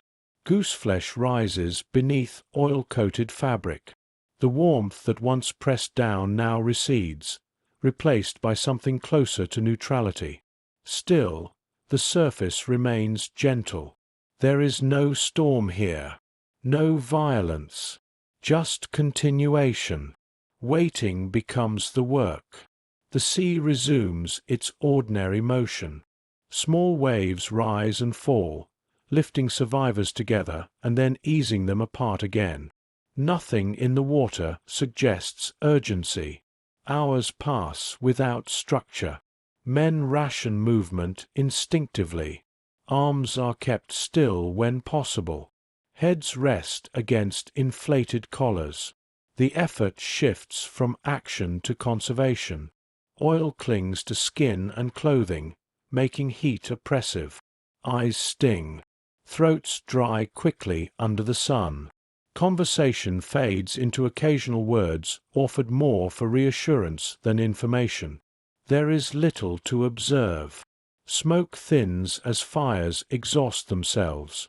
The horizon returns to an unbroken line. The ships that remain move slowly, distant and indistinct, their purpose now altered. Waiting becomes the dominant experience. Not the charged waiting of battle, but the passive kind, marked by listening for engines that may or may not return. Each sound is tested against hope, then dismissed. Some count time by the sun's movement. Others stop counting altogether. The sea holds them gently, but without promise. What mattered minutes ago, position, speed, coordination, no longer applies. Survival is reduced to breath, buoyancy, and the endurance to remain visible just long enough. The battle has ended elsewhere. Here, it lingers only as memory and consequence, floating quietly on the surface of an ocean that has already begun to forget. Rescue does not arrive all at once. It comes in fragments, the distant sound of engines, the brief shadow of an aircraft passing overhead, a ship appearing slowly at the edge of vision. Each sign raises attention, then tests it. Some are seen quickly, others wait longer. The first sign of rescue does not arrive as certainty. It begins as sound, distant, uneven, difficult to place. A rhythm that does not belong to the sea. Heads lift slowly. Eyes strain toward a point that may not be real yet. No one signals immediately. Doing so would spend energy prematurely. The sound grows clearer. Engines. Relief does not rush in. It settles gradually, cautiously, as if unsure whether it is permitted. Men remain still until confirmation replaces suggestion. When shapes finally appear on the horizon, they are small, almost abstract, but they hold their shape. Waiting ends not with celebration, but with adjustment, bodies preparing to move again after long stillness. The water releases them slowly. Rafts are pulled alongside hulls that still bear smoke stains and damage. Hands reach down, steady and practiced. Men are lifted aboard, one at a time, weighed down by oil and exhaustion. There is no celebration, only relief expressed through stillness. Those rescued are guided away from the rail, wrapped in blankets, given water measured carefully. Words are exchanged quietly. Names are asked, sometimes answered, sometimes not. Elsewhere, the sea remains occupied. Not all are found at the same pace. Some drift beyond initial search patterns. Others disappear beneath the surface without witness, leaving nothing to mark the moment. Distance increases without intention. Rafts that were close moments ago drift apart on gentle currents. Debris separates slowly, as though deciding which direction to take. The spacing grows until voices no longer reach. This separation is not dramatic. It simply happens. Men adjust to solitude without comment. Some turn their bodies to keep the sun at their backs. Others face it directly, squinting through glare that reflects off oil-slicked water. Time loses structure. There are no markers here, no tasks to complete, no sequence to follow. Minutes stretch or collapse unpredictably. The body registers change only through sensation. Heat, stiffness, thirst. Thoughts drift as freely as the rafts. Memory surfaces in fragments, unconnected to urgency. A detail from earlier that morning. A routine left unfinished. A sound from the deck that now feels distant. The water accepts everything equally. Fatigue arrives quietly, not as exhaustion, but as heaviness. Muscles relax into the water's support. Keeping the head above the surface becomes automatic, requiring less effort than expected. Some men close their eyes briefly, trusting the vest. Others keep them open, unwilling to risk missing the first sign of rescue. The sky offers nothing. Clouds drift without pattern. Sunlight shifts slowly, barely perceptible except through warmth. The horizon remains unchanged. Thirst sharpens. Saliva thickens. Swallowing becomes deliberate. Lips dry, crack, then numb slightly. Water surrounds them in all directions, unusable. The smell of fuel lingers. It settles into hair and clothing, becoming part of the body rather than something external. Hands move less often now, resting at the surface or clasped together. Occasionally, someone speaks. A word, a name, a question without expectation of answer. The sound hangs briefly in the air, then dissolves. Waiting deepens, not with anxiety, but with resignation. Rescue may come, or it may not. The water does not indicate preference. Aircraft circle where fuel allows, scanning wide arcs that feel suddenly small. Ships adjust course repeatedly, responding to reports that thin as time passes. Eventually, the rhythm slows. Searches widen, then narrow. Hope contracts into procedure. Decisions are made that balance risk against diminishing return. The ocean absorbs what remains. What is recovered is recorded. What is not is accounted for differently. By late in the day, the water looks as it did before, calm, reflective, unmarked. Only those aboard the ships know how much space has been emptied. Silence settles again, not as absence of sound, but as the absence of urgency. The battle has finished writing itself. What follows will be memory. The ocean reclaims the wreckage. When the ships are gone, the ocean closes in quietly. Wreckage drifts for a time, pieces of deck, fragments of aircraft, scattered equipment that once belonged to ordered systems. The water moves them without preference, spreading them outward until they lose relation to one another. Oil thins as it travels. What had been dark and reflective becomes translucent, then disappears entirely. The surface returns to its ordinary texture, broken only by wind. Fire dies last.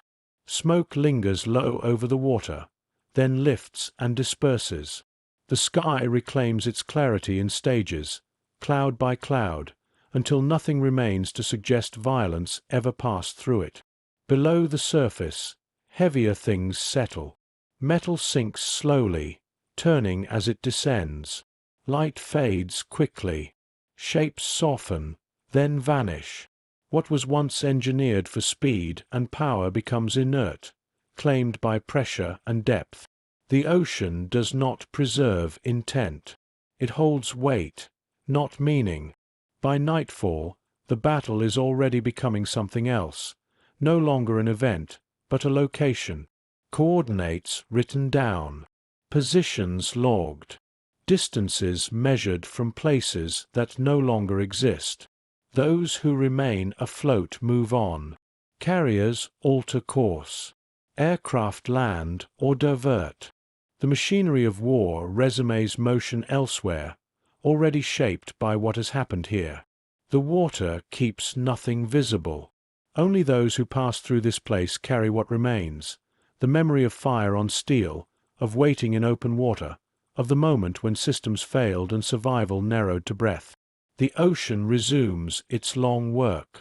What lies beneath will not be seen again. What floats away will lose its story. And yet, this quiet surface now covers a turning point, one that will echo far beyond the horizon, long after the sea has erased every sign it can reach.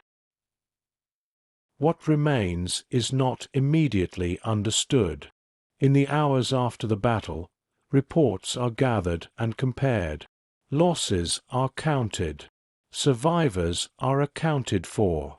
The scale of what has occurred resists clarity at first, not because information is missing, but because its weight is difficult to absorb. Ships that once shaped plans are gone. Air groups that defined capability no longer exist. Names that filled rosters now appear only on lists. The consequences move faster than comprehension. Commanders adjust posture. Routes are reconsidered. Assumptions that held since the beginning of the war loosen quietly, without ceremony. What had seemed inevitable days earlier now feels uncertain. The ocean, indifferent to these recalculations, continues its steady motion. Far from this stretch of water, factories will continue to produce. Training fields will fill with new men. Strategies will be rewritten to reflect a balance that has shifted without warning. Here, the shift is invisible. No marker rises from the sea to announce its importance. No sound carries across the surface to signal that something fundamental has changed. Only coordinates on a chart distinguish this place from any other. For those who were here, the meaning arrives more slowly. It settles into memory as absence, the gap left by ships that will not return, by routines that ended without transition, by voices that fell silent in the space between decisions. The battle does not linger as spectacle. It persists as awareness, an understanding that the ocean can hold vast machines and still remove them completely. That timing, once lost, cannot be reclaimed. That endurance and exposure, when misaligned, carry unequal cost. Midway becomes a reference point not because of what is seen, but because of what is no longer there. The sea gives no sign of this. It remains open, reflective, and unchanged, carrying beneath its surface the quiet proof that wars can turn without announcement, and that their deepest marks are often the hardest to see. When flight operations pause, the deck feels larger, not because it has changed, but because it is no longer full. Spaces open where aircraft once stood. Tie-down points sit unused. The grid that had been crowded hours earlier now shows its structure clearly. Deck crews move without urgency. Tasks still exist: cleaning, securing, accounting, but they arrive one at a time rather than all at once. Tools are returned to lockers. Hoses are coiled carefully. Debris is gathered and carried away. Nothing here feels provisional anymore. The air smells different now. Less fuel, less heat. The lingering trace of oil remains, but it no longer dominates. Men pause occasionally, standing still longer than necessary. Not resting, just standing, hands at sides, eyes moving across spaces that feel unfamiliar. The deck does not demand attention. It waits. Names are checked against rosters. Aircraft numbers are compared against expected returns. Reports arrive gradually, some complete, some unresolved. There is no single moment when loss becomes clear. Understanding accumulates through absence. A pilot who should have returned by now has not. An aircraft is logged as missing without comment. Another line is drawn through a designation that will not be reused. The process is procedural. It does not invite reaction. Officers speak quietly, often leaning close to one another. Decisions are recorded carefully. Corrections are made where uncertainty remains. The ship continues to move. Its course does not change in response to these calculations. Speed remains steady. Navigation continues as before. Only the lists grow longer. For some, work runs out. They remain nearby anyway, waiting for instructions that may not come. Others are reassigned temporarily, filling gaps left by absence rather than need. Conversation is minimal, not because of shock, but because there is nothing that needs saying. Questions have no immediate answers. Statements feel unnecessary. Men sit where they can, on crates, on deck edges, against bulkheads. Helmets are set down. Gloves are loosened. The ship sounds different now. Fewer engines. Less movement. A steadier rhythm replaces urgency. The hum of machinery becomes more noticeable in the quiet. Life resumes in fragments. Meals are taken. Watches are stood. Lights change with the hour. But something has shifted. The ship continues forward with fewer voices, fewer footsteps, fewer routines than it carried into the battle. Some find their way to the rail. From here, the ocean looks unchanged. The surface reflects sky and cloud without reference to what has passed through it. Wakes stretch behind the ship and dissolve. There is no marker, no sign that this water has held fire or wreckage or men waiting to be seen. The horizon remains open. It offers direction, not meaning. Looking outward becomes a way to avoid looking inward, where accounting continues and lists remain incomplete. The ship moves on. It does not slow to acknowledge what has been lost. It does not alter course in recognition. It carries forward what remains and leaves the rest behind. The quiet holds, not as silence, but as space, wide enough now for memory to begin forming. By evening, routine settles fully. The deck is secure. Reports are filed. Watches rotate. The ship returns to a rhythm that feels sustainable rather than urgent. This is where the battle ends for those aboard. Not with celebration, not with closure, but with continuation. The knowledge of what has happened does not press itself forward yet. It stays peripheral, waiting for stillness to deepen enough to receive it. Night approaches. Lights come on. Shadows lengthen. The ocean darkens without resistance. The ship moves steadily through it, carrying forward a version of itself altered in ways that will not be discussed openly, at least not yet. The battle has passed. The quiet remains. When motion resumes. After the battle, movement returns first. Not suddenly, not dramatically, just enough to remind everyone that the world has not stopped. Ships adjust course. Engines maintain their rhythm. The sea continues its long, indifferent roll beneath steel hulls. There is no rush now. The hours that follow are shaped by continuation rather than decision. Navigation proceeds as planned. Watches rotate. Meals are prepared and eaten without ceremony. The battle recedes without retreating.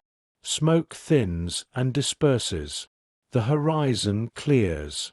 What had felt enclosed by urgency opens again into distance. The ocean widens, offering nothing to respond to and nothing to resist. Time stretches. Minutes begin to separate from one another again.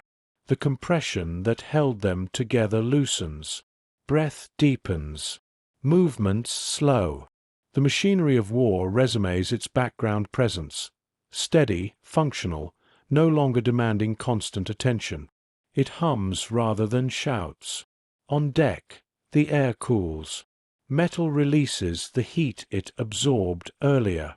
Surfaces that were too warm to touch grow neutral again. Shadows lengthen as the sun lowers, tracing familiar lines across spaces that now feel altered only by what is missing. The sea does not reflect memory. It reflects light. Waves move in patient repetition, unaffected by what has passed through them. Wakes form and dissolve. Nothing remains to indicate where aircraft descended or ships burned. If someone were to arrive here now, there would be no sign, no marker, no boundary, no interruption. Just water. Below deck, the ship settles into its nighttime rhythm. Lights dim and brighten in sequence.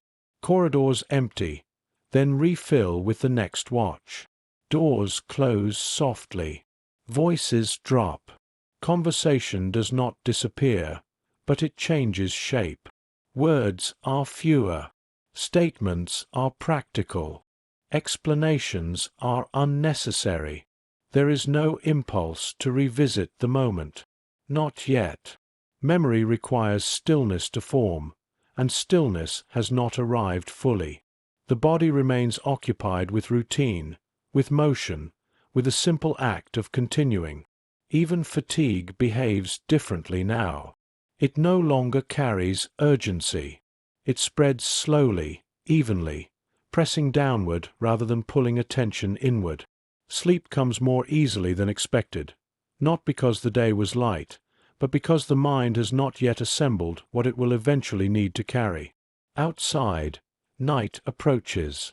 The ocean darkens gradually, losing detail until it becomes a single, moving surface. Stars emerge without reference to what lies below. The sky regains its depth. From this distance, nothing distinguishes tonight from any other. The ships move through it quietly. They do not announce themselves. They do not pause. They do not look back. What remains behind is already dissolving, wreckage sinking, oil thinning, sound fading. The sea accepts this without resistance, as it always has. The battle is no longer present here. It exists elsewhere now, in reports being finalized, in lists being checked, in gaps that will be noticed later when routine makes room for them. For now, the space between past and memory holds. It is not empty. It is quiet. A quiet shaped by motion continuing without meaning attached yet. A quiet that allows the body to rest before the mind begins its work. The ocean breathes steadily beneath the ships, and somewhere between wake and horizon, history loosens its grip just enough to let reflection arrive next. Aftermath. What the ocean keeps. When the last reports are filed and the ships alter course, the ocean remains where it has always been. It does not change color to mark what has passed through it. It does not carry scars that can be revisited. Waves rise and fall in the same rhythm they did before the first aircraft lifted from its deck. If you were to pass through this place days later, you would see nothing unusual. No wreckage, no smoke, no trace of urgency. Only water stretching outward, uninterrupted, reflective, calm enough to invite forgetting. This is how the sea remembers. What it takes completely.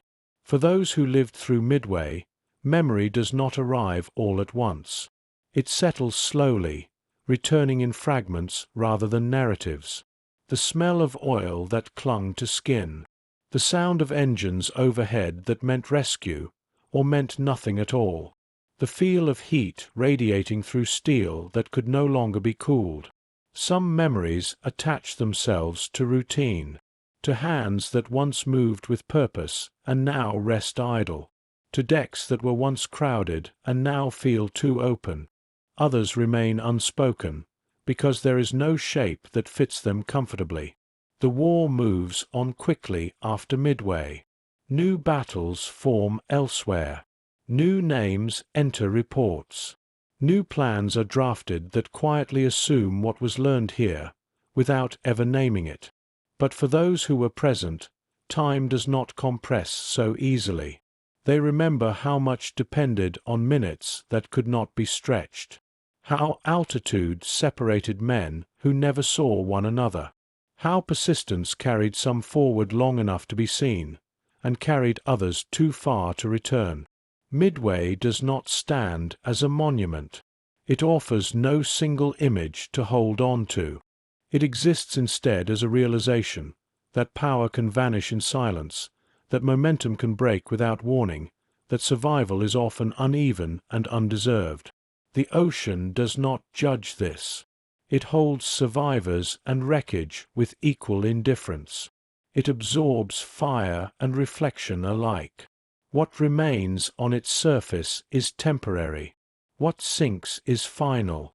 In time, even coordinates lose their urgency. The battle becomes a chapter, then a paragraph, then a line remembered only by those who seek it out deliberately. Yet something quieter endures. An understanding that war is not always decided by force meeting force, but by alignment, or its absence. By who arrives early, who arrives late, and who arrives alone. By systems that fail not because they were weak, but because they were human. If you linger here, in imagination, there is nothing dramatic left to witness. Only water, sky, and distance. But beneath that calm lies the knowledge that entire futures shifted here, unseen by those who would inherit them. The ocean carries that knowledge without expression. It does not speak of courage or loss. It does not distinguish between error and inevitability. It simply moves forward, as it always has, making space for what comes next. And perhaps that is the final truth Midway leaves behind. Not a lesson, but a condition. That history can turn quietly. That meaning does not announce itself. That endurance often looks like waiting, and consequence often looks like absence. You've been part of Echoes of War, where stories rise on quiet wings, and the past still circles above us, refusing to land.